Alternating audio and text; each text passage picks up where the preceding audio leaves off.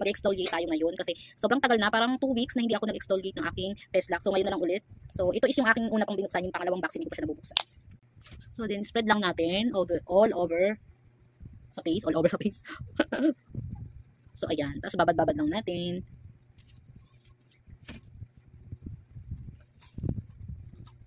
So kailangan natin mag-exfoliate ng ating skin, especially sa ating mukha kasi nga, 'di ba? Hindi tatalab ang ating skincare kapag hindi tayo nag-exfoliate. So sama natin ating unahin na natin ating face lock bago yung ating liig.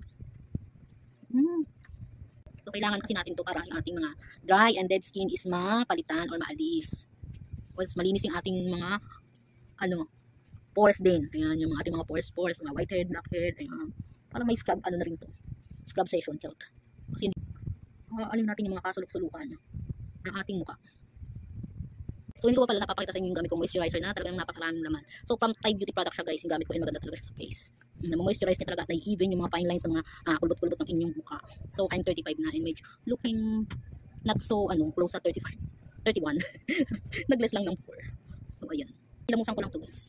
Ayun, nagilamos na ako and nagsabon ako ng Kujik. So ayun, ko lang. And walang filter yung aking camera. So di ba, fresh. Nagkaroon ng redness kasi kaganoon. Dito sa part na to, yan. Kasi kinuskus ko talaga siya para matanggal. So maglalagay naman tayo ng moisturizer. So papakita ko sa inyo guys, yung gamit ko moisturizer na maganda after ng mag-exfoliating gel. Tapos mag-kujik tayo ng sabon. Tapos yun ang ating ilalagay. Hindi na tayo mag-skin toner. Oo. Hingal yarn. Magandang moisturizer with glutathione and vitamin E. Ayan, with collagen pa. Ito na. Oo, ito na. Ayan. Ito yung ginagamit kong moisturizer na gluta, vitamin E from Thai Beauty Shop. Ayan. Moisturizing collagen and cream. Ayan, moisturizing collagen cream. So ayan, ang laki nito guys, 129 lang to. And hinati ko siya, nilagay ko siya dito kasi para syempre hindi yung nakakamay yung itong malaki, 'di ba? Nagsasalin lang ako ng ganyan. So pakita ko sa inyo yung loob nito. Oh, bawas na to guys kasi sinasalin ko na ng 2 beses kasi super dami niya. Ayan oh. Ayan yung loob niya.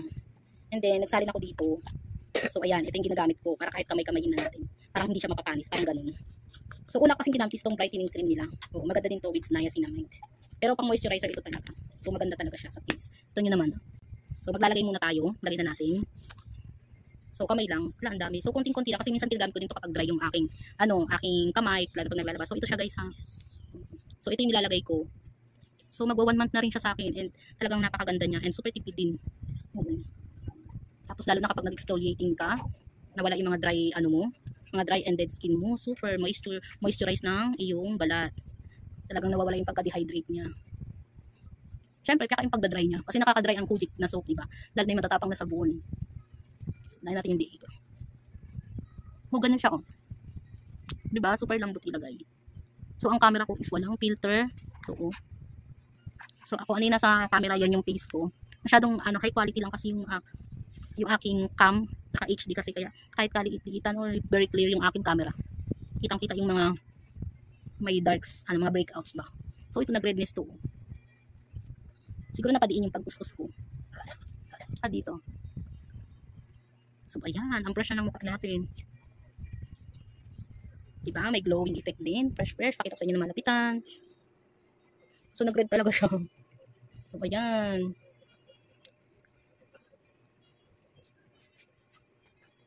So ganyan siya. Super lambot. Ewan ko ba sa camera ko, nakakainis. Parang yung mga, itong light lang, nagiging dark yung kulay niya, as in. Oo. Makita nyo naman sa personal yung mukha ko, hindi ganyan. Asan yung salamin at chin? Pag sa salamin, tsaka sa hindi siya ganito. Yung mukha ko, parang may ganyan-ganyan, may ulan-ulan. Sa camera yata yan. Tingnan mo, ang clear dito sa salamin. Pero dito sa camera ko, grabe ka ha.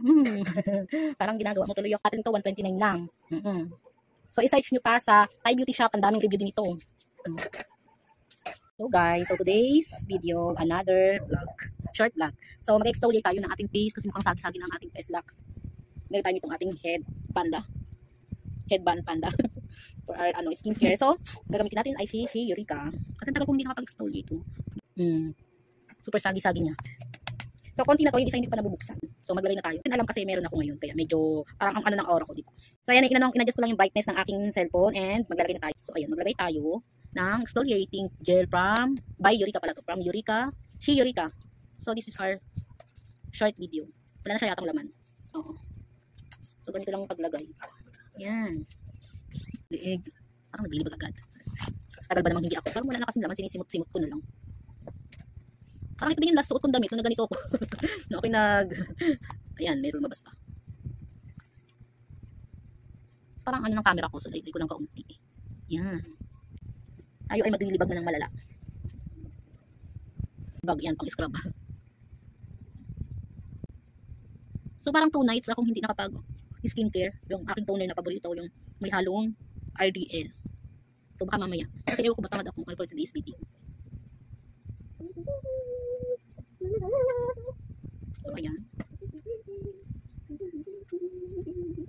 Sama natin atin liig.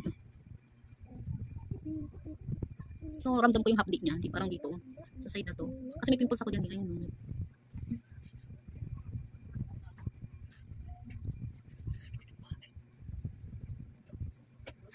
So mamaya ihilamusan ko lang naman to. Babandawan ko lang. Tapos na. Pwede na mag-skincare mamaya. Ngayon huwag niyo lagi kalimutan mag-moisturizer. Lalo pag dry yung inyong skin. Massage. So ayan. May mga parts pa rin na naglilibag. So di ba? Ito umahapdi. Kasi may pimples ako dito. Tsaka dito. So babandawan lang naman to. Tsaka yan. Parang nag-pinkish yung aking test na. Medyo mahapdi. Saan ba yun? Dito ba? Ito. So ayan. Medyo nabawasan ang ating ano. So yung ano. Depende din sa lighting kasi dyan ng ilaw natin. Ayan o. Diba? Kulong tayo sa lightning. Tama mo, ito. Hindi naman siya ano, pero parang feeling ang dami-dami kahit wala naman. Tignan nyo naman. No? Mga freckles yan. Ewan ko ba, may breakout din kasi ako kasi period ko ngayon. Ayan, may mga ganyan-ganyan. Kasi 2 days na ako hindi naglagay. Basta, gusto niya ng magandang